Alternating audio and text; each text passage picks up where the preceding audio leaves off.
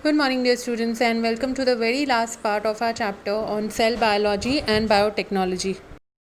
Basically, what we will be doing in today's lecture is understanding what are the different things which have been influenced by biotechnology, mainly in the field of agriculture. How biotechnology has played a very important role in our country. We will be understanding what is the green revolution, white revolution, blue revolution. We will understand the role of biotechnology in the production of fertilizers and insecticides, how biotechnology is helping the process of organic farming. We will look at the importance of biotechnology in the field of apiculture and how medicinal plants are cultivated using this technology. And finally, we will end by looking at fruit processing units using biotechnology. Now, let us begin with the green revolution. You are very much aware about the population explosion which is happening all over the world right from the beginning of the 20th century. Now, especially in countries which are underdeveloped or in developing countries, these countries are the ones which have been maximum affected because of the effect of poor quality of food and the less amount of food that has been produced. Now, to overcome these problems, various methods were being used so that the farmers could have maximum amount of crops and maximum amount of harvest from very less amount of land. So this is basically the main aim of green revolution, trying to get maximum harvest from minimum land. Now, to do this, there were a lot of experiments which were conducted, a lot of research which was done basically by two main scientists. One was Dr. Norman Barlong, who is from America, and the other was Dr. M.S. Swaminathan from India. They have played a major role. Their contribution was the maximum and towards the green revolution. And apart from trying to get maximum yields from less amount of land, they have also made research with regards to improvising the types of wheat and the type of rice crops that are growing. Research was conducted with regards to the proper usage of fertilizers and pesticides in agricultural lands. Water management was taught to the farmers so that they could get more amount of crops which can be grown, and they could do it even in their small amount of land. So basically the main aim of green revolution was to increase the production of food grains and thereby saving the large population from hunger. So, apart from the research which is done by these scientists, there are a number of institutes and laboratories who are also engaged in developing new varieties of crops through research. Some of the institutes or laboratories which are helping in this process are the Indian Agricultural Research Institute, that is the IARI, which is in New Delhi. Then you have the National Citrus Research Institute in Nagpur, which does a lot of experimentation when it comes to their citrus fruits, or you can say their orange fruits. Then you have the National Pomegranate Research Institute in Solapur, where they do experiments with pomegranates. And you also have a number of other allied branches like the Indian Institute of Sciences. All these different institutes are conducting research with regards to trying to improve the quality of food grains and foodstuff, and also improve the quantity of these foodstuffs.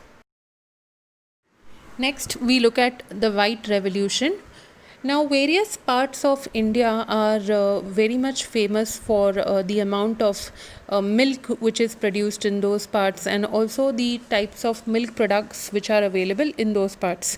However, these products, these milk and milk products, were not sufficient to meet the needs of the people who were living very much in the remote areas of India. Now, it was Dr. Verghese Kurian whose ideas brought about biotechnology, and that kind of gave birth to the dairy industry in the form of Amul. Amul is a very famous product of Anand in Gujarat, and it was his idea of making the dairy industry a mainstream business. Instead of just allowing the dairy industry to be a very small business, it was his idea wherein he decided to get the dairy industry as a mainstream business, whereby providing business to the local people of the villages as well. Now, his main idea of doing this is getting self sufficiency in the dairy business.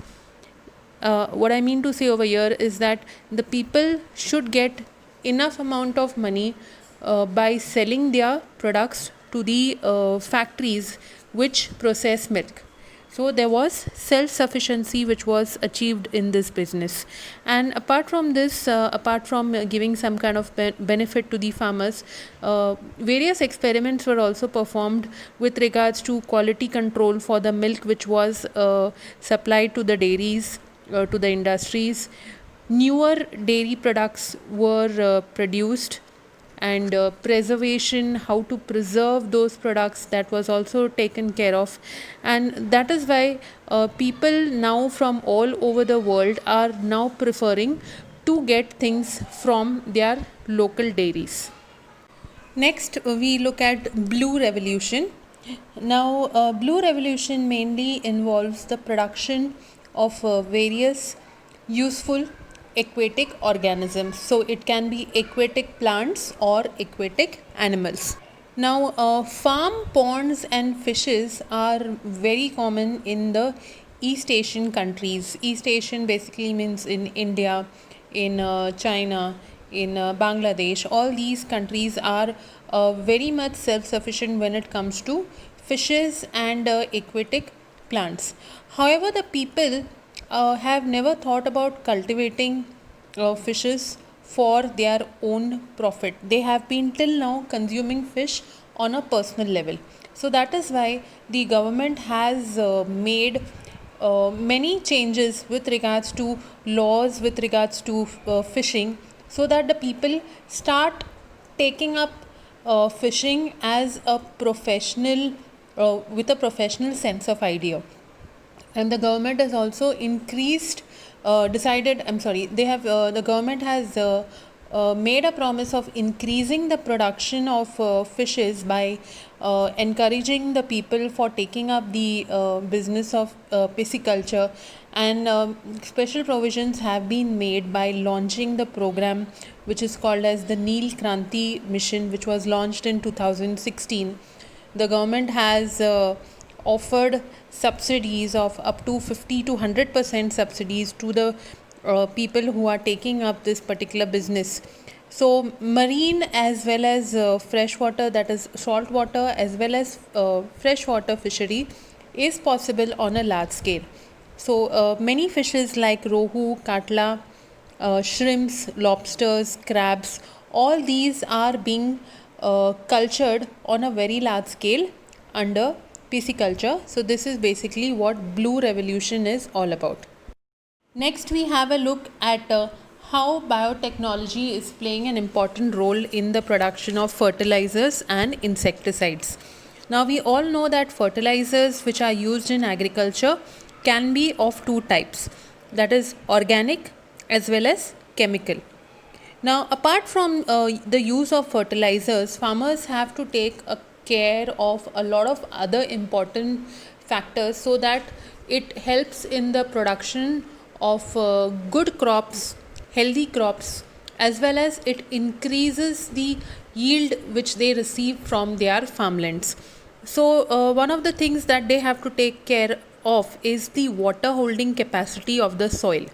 Okay, if the water holding capacity of the soil is proper, it helps in improving soil conservation due to the use of manures. If the water is too much in that particular farm area, what will happen is that all the manure, all the fertilizers which is given to the soil for good production of the crops, that will all get easily washed away if the soil is not able to retain the water level.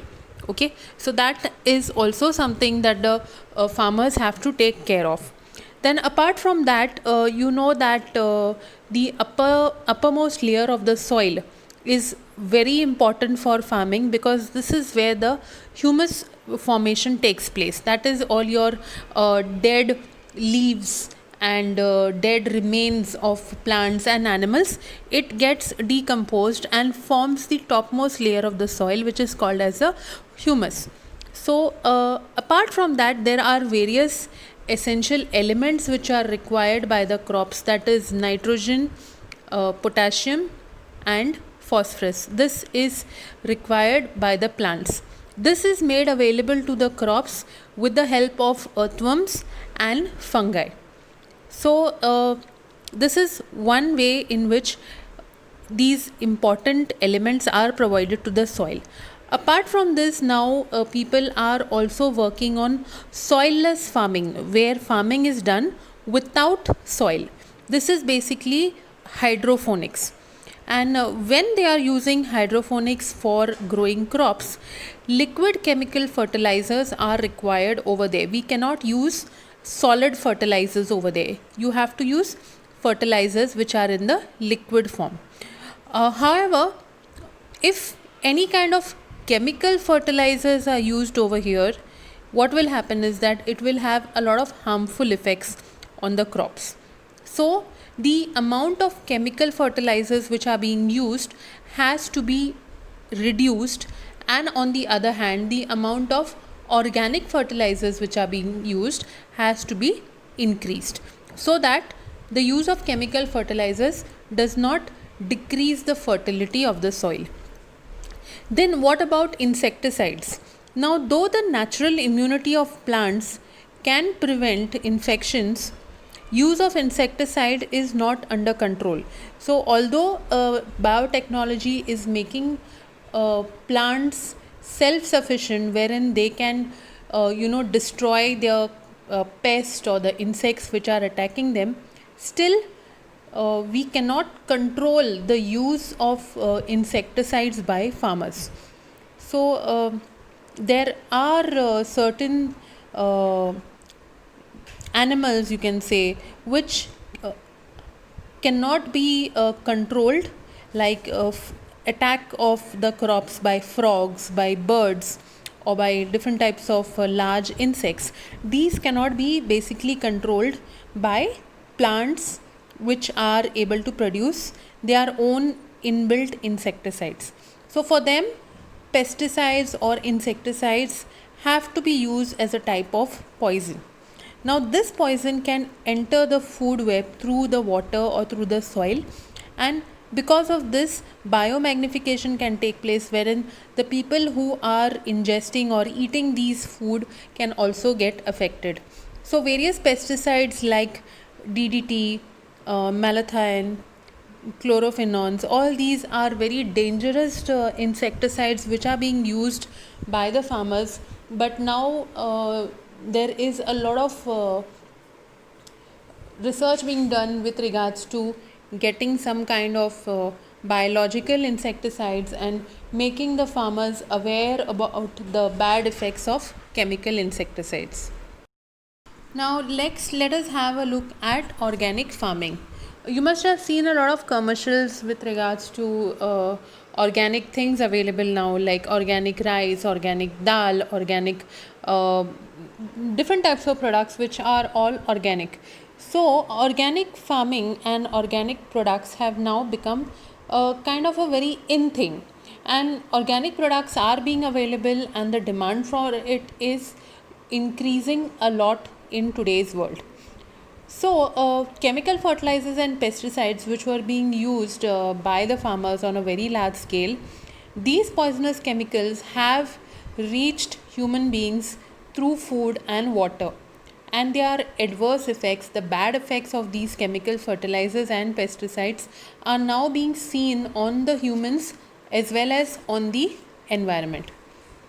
Various problems which were being faced by the farmers, such as soil fertility and infestation by pests, these were very serious problems. To overcome these problems, farmers are now starting to use organic farming. So basically, what they are doing in organic farming is including complete ban on chemical fertilizers and pesticides, and instead using local varieties of crops, and thereby maintaining the natural balance of the environment. They are using different kinds of things like vermicompost, wherein earthworms are used for making the manure rich in vitamins and nutrients. The leaves, the green leaves, are used as manure. Crop rotation is done, wherein different types of crops are grown in a particular farm area. Biological management, wherein different types of biological techniques are used for maintaining the farms. Animal husbandry, the remains of animals, the waste products of animals are being used as manure. Biofertilizers, you have natural fertilizers which are used by the farmers in the fields, and manures, as I said, which is available locally, is also used for organic farming. Next, let us understand apiculture. Apiculture basically is the collection of honey. Now, you must have seen a beehive at some time in your life, maybe in your villages or maybe even in the city. Sometimes you have these honeybees which make their hives. Now, what is the worst method of harvesting the honey or collecting the honey from these honeycombs? The worst thing you can do is, try to drive away those honeybees by smoking up the hive or by burning up the hive and then cutting the hive into pieces. What happens is that you are totally destroying the honeycomb, you are destroying the hive, and there is also a large scale death of those honeybees. But instead, there is easier way of collecting honey without destroying the hives and without destroying the lives of the honeybees. That is by preparing artificial bee boxes and cultivating the honeybees so that they can produce their honey in those artificial wooden boxes.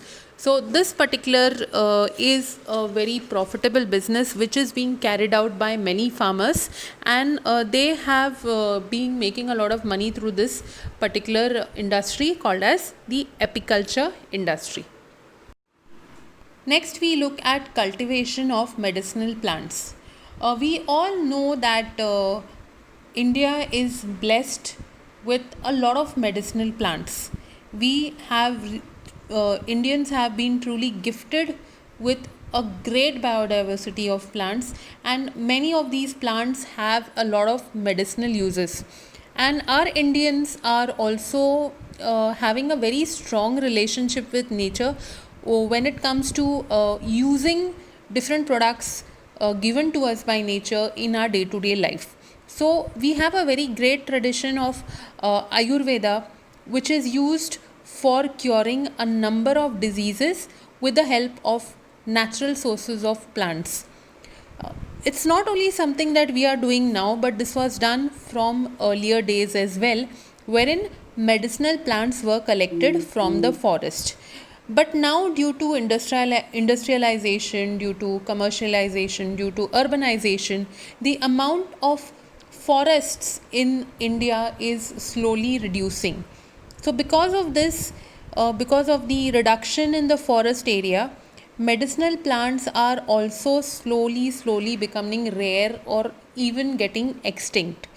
So, that is why it is important for us that we have to cultivate medicinal plants. So, there is technology being used for doing this, wherein medicinal plants are being cultivated by many people for the use of making of medicines. Now, the last part of the chapter is fruit processing. Now we know that we use fruits on a daily basis, and not just fresh fruits, we use fruits which are processed. We consume fruit in a variety of products like chocolates, juices, jams, jellies, pickles. Now all these products are basically processed fruits. Now, we all know that fruits are perishable items. They have a certain shelf life. After a certain period of time, the fruits starts getting ripe and then overripe, and then it slowly starts getting rotten. Means they are perishable. They get destroyed over a certain period of time. So, in order to store these fruits for a longer period of time, they have to be processed. They have to be converted into something different with the help of certain products. So these fruit processing basically includes different methods like freezing up the fruits by putting them in the cold storage, drying the fruits, salting the fruits, applying salt to the fruits, storing the fruit in airtight containers, preparing jams, jellies, murabbas, pickles, evaporating the water content from the fruit, like you get those kismis. Kismis is basically the grapes, wherein the water content of the grapes is completely removed. So these are the different fruit processing methods which are being used so that fruits can be made available for consumption throughout the year. And this also is a very profitable business, and biotechnology has played a very important role in the upcoming of this particular business. So with this, dear students, we have come to the end of this particular chapter. So till we meet again, stay happy, stay safe. Bye.